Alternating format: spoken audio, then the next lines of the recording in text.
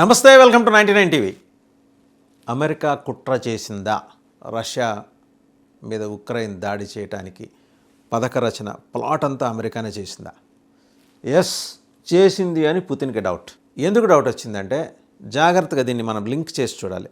Pahalgam attack ముందర Pakistan atomic energy commission నుంచి అమెరికాలో ఉన్న మ్యాక్సర్ అనే ఒక space related agency, satellite space and satellite images ఏజెన్సీకి రిక్వెస్ట్ వెళ్ళింది. పహల్గామ్ ఆ చుట్టుపక్కల కశ్మీర్లో ఉన్న పర్యాటక ప్రాంతాలకు సంబంధించిన satellite images with crystal clear clarity, locational disadvantages and geographical advantages ఇవన్నీ కూడా మ్యాప్ ఇస్తుంది. మ్యాప్తో పాటు డిస్క్రిప్షన్ కూడా ఇస్తుంది మ్యాక్సర్ ఏజెన్సీ. ఆ మ్యాక్సర్ ఏజెన్సీలో ఒక Pakistan Born American national Ubaidullah అని వాడికి భాగస్వామ్యం హఠాత్తుగా పుట్టుకొచ్చింది ఒక 6 నెలల ముందర. వాడు వెళ్ళిన తర్వాత ఒక ఏడాది ఫిబ్రవరి నుంచి మొన్న పహల్గామ్ అటాక్ అయ్యే ముందు వారం రోజుల దాకా రిపీటెడ్ రిక్వెస్ట్ వచ్చినాయి మ్యాక్సర్ ఏజెన్సీకి. ఏమని? ఇమేజెస్ కావాలని. Per image they charge from 5 lakhs Indian కరెన్సీలో చూస్తే, నేను ఇండియన్ కరెన్సీ కన్వర్ట్ చేసి చెప్తాను, 5 లక్షల నుంచి 35 లక్షల రూపాయలకు వాళ్ళు చేస్తారు.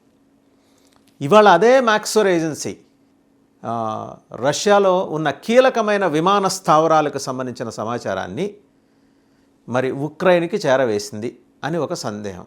అంతర్జాతీయ మీడియా దీని మీద మాట్లాడుతోంది.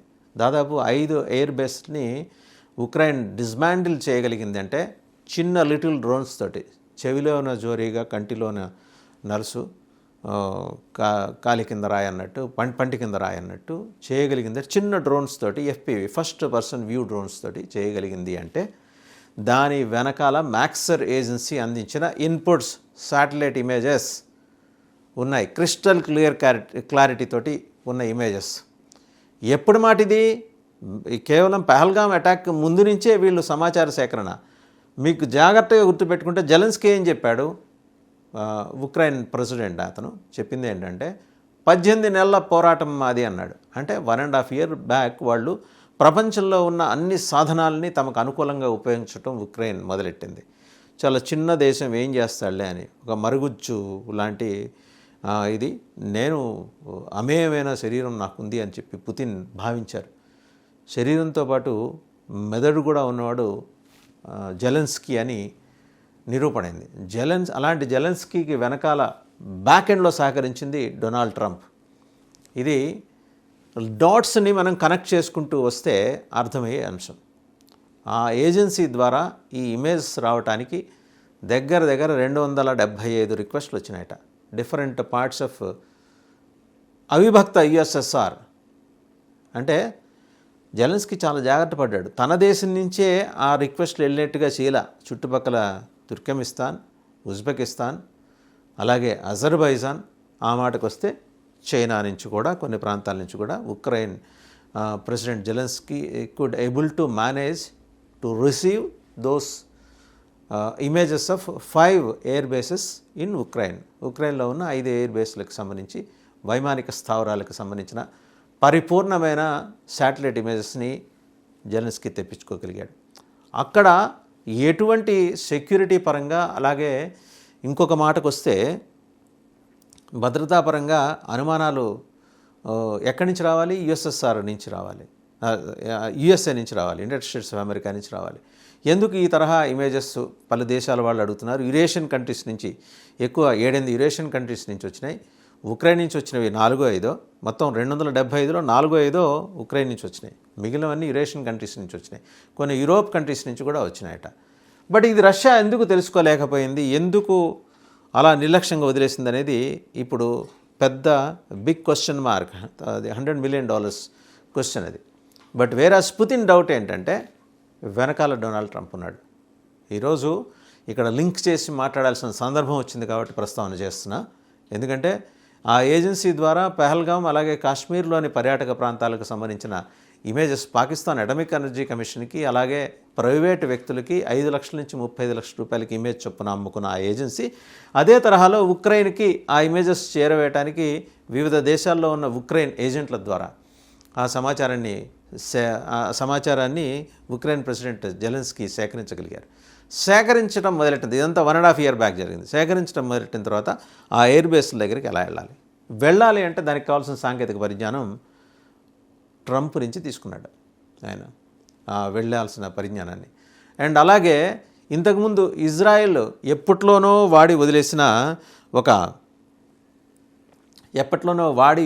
వదిలేసిన పేజర్ కైండ్ ఆఫ్ బ్లాస్టింగ్ మెటీరియల్ని చిన్నపాటి డ్రోన్స్ రూపంలో, first person view FPV drones రూపంలో తయారు చేసుకోగలిగారు వాళ్ళు. అది దానికి ఉన్న అడ్వాంటేజ్ అంటే very less expensive and high performance. ఈ హై పర్ఫార్మెన్స్ FPVs తోటి అవి వుడెన్ షీట్స్ కింద వాటిని అమర్చగలిగితే రాడార్కి చిక్కవు. ఆ టెక్నాలజీని ఇజ్రాయెల్ నుంచి కాపీ కొట్టాడు జెలెన్స్కీ. దాన్ని జాగ్రత్తగా వాడాడు. ట్రక్కుల రూపంలో రష్యాలోకి ఈ మెటీరియల్ వెళ్ళే ప్రయత్నం చేశాడు. అండ్ ఇంకొకటి ఏంటంటే ఇందుకు సహకరించింది అంటే రూట్ మ్యాప్ అంతా ఇచ్చింది డొనాల్డ్ ట్రంప్ అని పుతిన్కి డౌట్. ఒక పక్క తనతో స్నేహం నటిస్తూనే, తనకి మిత్రుడనే భావన ప్రపంచానికి అందిస్తూనే డొనాల్డ్ ట్రంప్ ఎందుకు ఇలా చేయాల్సి వచ్చింది అనేది వాళ్ళ పుతిన్ని వేధిస్తున్న సమస్య. దాదాపు $7 బిలియన్ నష్టం, కోలుకోలేని నష్టం వాటిల్లింది. 5 ఎయిర్ బేస్లని డిస్మాంటిల్ చేసిందంటే బాహ్య ప్రపంచంతో రష్యాకి ఉన్న సంబంధ బాంధవ్యాలని 70% తెంచేసింది. ఆ 5 కూడా strategically important air bases for Russia.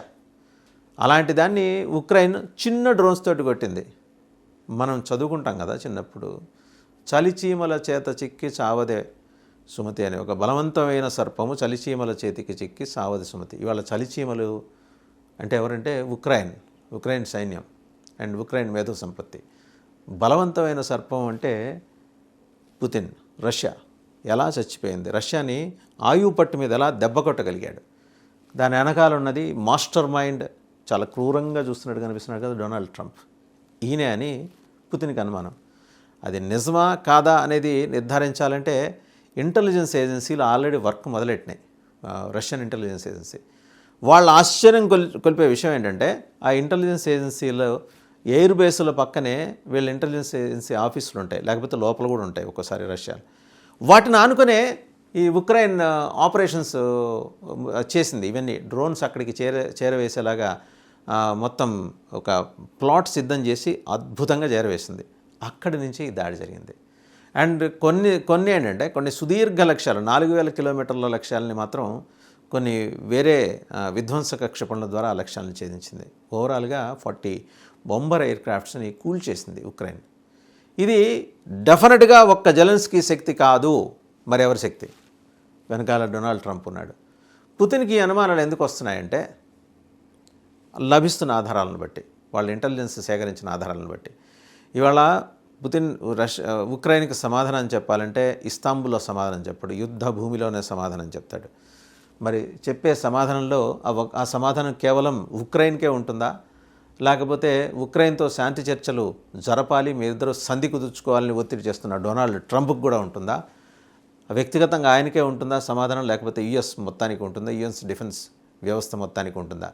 Putin లోతైన మనిషి, అంత తేలిగ్గా అర్థం కాడు, అర్థం అవటానికి అవతల వాళ్ళకి అవకాశం కూడా కల్పించడు. ఒకప్పటి KGB చీఫ్ ఈరోజు సైలెంట్గా ఉన్నాడు అంటే ఇది తుఫాన్ ముందు ప్రశాంతత. ఉక్రెయిన్ని గడగడలాడించే ఒక పెద్ద మార్గాన్ని తను మాస్కోలో పెట్టుకొని కూర్చున్నాడు. మాస్కోలో ఇప్పటికే 1940లో వాళ్ళు రూపొందించుకున్న డివైస్, దాని గురించి మనం అణుబాంబుని రెడీ చేసిన మాస్కో, బయటికి అది అణుబాంబులా కనిపించదు.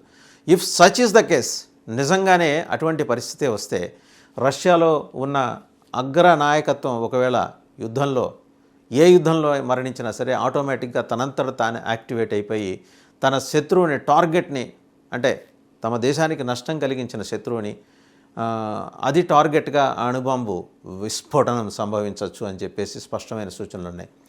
ఇవాళ ట్రంప్ని భయపడుతున్న అంశము అదే, జెలెన్స్కీని భయపడుతున్న అంశము అదే. ఎందుకంటే ఏమాత్రం ఇంటెలిజెన్స్ ఇన్పుట్స్ అమెరికా వైపు సజెస్ట్ చేసినా సరే మాస్కో నుంచి ఆ అణుబాంబు యాక్టివేట్ అవ్వచ్చు.